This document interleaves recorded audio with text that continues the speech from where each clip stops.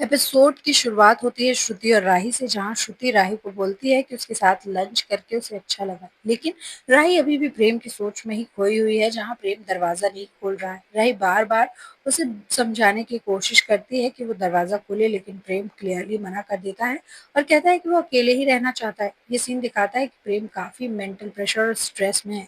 अनिल राही को समझाता है कि प्रेम को थोड़ा टाइम देना चाहिए और राही मजबूरी में वहां से हट जाती है।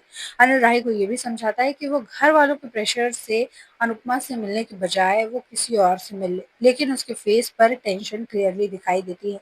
अनिल उसे मैसेज करता है कि प्रेम ने दरवाजा खोल दिया है, पर वो किसी से बात नहीं करना चाहता। तभी श्रुति राही को इंटरप्ट करती है कि थोड़ा ध्यान उस पर भी दे ले। तभी श्रुति अनुपमा की गली की तरफ से मुड़ के निकलने लगती है, तो उसकी नजर अनुपमा पे पड़ जाती है, जो कि कैफे की सजावट में लगी हुई है। बंकू पशु पक्षी के लिए खाना लेके आता है। अनुपमा कहती है कि हमें जानवरों के लिए खाना रखना चाहिए, क्योंकि वो बोल नहीं पाते, पर गर्मी में तो सबको पानी और खाने की जरूरत है। राही और श्रुति भी ये सब देख और सुन रही होती हैं। बंकू अनुपमा को कैफे पे गाना सुनाता है, जो कि राही सुन के शौक हो जाती है और उसे प्रेम की बात याद आ जाती है। इस पे राही को बहुत ज्यादा गुस्सा आता है और वो तुरंत बाहर निकलने लगती है। अनुपमा के पास राही जाकर खड़ी हो जाती है और उसे गुस्से से देखती है, लेकिन अनुपमा उसे देखकर इमोशनल हो जाती है। साथ ही बंकू से कैफे के बारे में बताने लग जाता है। अनुपमा बंकू को अंदर भेज देती है। अनुपमा राही को कहती है कि वो एक बार उसकी बात सुन ले, लेकिन राही अपनी सैंडल उठा लेती है और फेंक के बोर्ड पे मारती है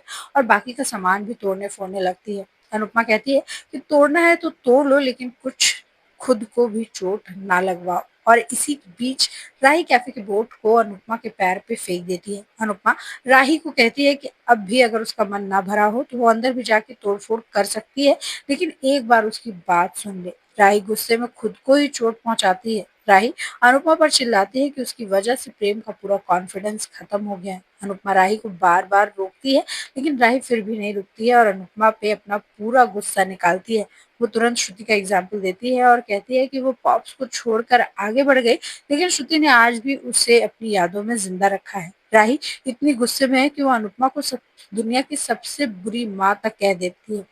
इधर प्रेम गुस्से में खुद को चोट पहुंचाता है, तभी वहां अनिल आ जाता है और उसे कहता है कि का ये धोखा उसे बहुत जोर से लग रहा है। अनुपमा राही को बोलती है कि ये कैफे किसी को नीचा दिखाने के लिए नहीं, बल्कि किसी की बेटी का सपना पूरा करने के लिए खोला है। तो राही उसे कहती है कि अपनी बेटी का सपना तोड़ के वो दूसरी की बेटी का सपना पूरा कर रही है। उसका घर टूट रहा है और अनुपमा अपनी जिंदगी बनाने में लगी हुई है। तो वहां श्रुति राही को घर चलने के लिए कहती है। वो अनुपमा को कहती है कि वो अपनी बेटी संभाल लेगी। श्रुति सिचुएशन का पूरा फायदा उठाती है और उसकी नजर बगल की प्रॉपर्टी पे भी पड़ जाती है। इधर बात तोशुब और पाखी बापूजी ईशानी और अंश से सच बाहर निकलवाने की कोशिश करते हैं, लेकिन बापूजी मजाक में सारी बातों को टाल कर वहां से चले जाते हैं। दूसरी तरफ अनुपमा अकेली रह जाती है और अपने आप से स्ट्रगल करती है। उसे लगता है कि उसकी इंटेंशन गलत समझ ली गई है।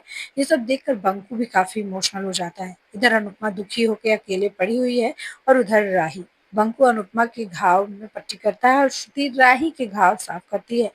राही श्रुति के पैर पर सर रख लेती है और अनुपमा जयू के पैर पे रोने लगती है। पंकज जोर से रोता हुआ वहां से आता है, तो दिग्विजय उसे सच बताने के लिए कहता है। अनिल भी प्रेम को शांत करके राही को कॉल करता है, पर उसका कॉल नहीं लग रहा, इसलिए वो परेशान है कि राही को इतनी लेट तो कभी भी नहीं होती। अगली सुबह अनुपमा राही की टेंशन में ही उठती है और जब वो काम करने के लिए उठती है तो उसके पैर में दर्द होता है। तभी वहां दिग्विजय और बंकू आ जाते हैं और कहते हैं कि वो काम कर लेंगे। अनुपमा दिग्विजय से माफी मांगती है, क्योंकि राही ने उसके कैफे में बहुत तोड़फोड़ मचा दी है। दिग्विजय उसे परेशान ना होने के लिए कहता है और कहता है कि अनुपमा ने ही उसका सहारा बना जब पूरी तरह से वो हार चुका था। बंकू भी कहता है कि राही और अनुपमा की गलतफहमी जल्द ही दूर हो जाएगी। दिग्विजय उसे आराम करने के लिए कहता है और उसे हीलिंग के लिए आयुर्वेदिक चाय भी देता है। अनुपमा को राही की टेंशन है कि वो बहुत परेशान होगी, पर शुक्र है कि उसके साथ उसकी माँ श्रुति होगी।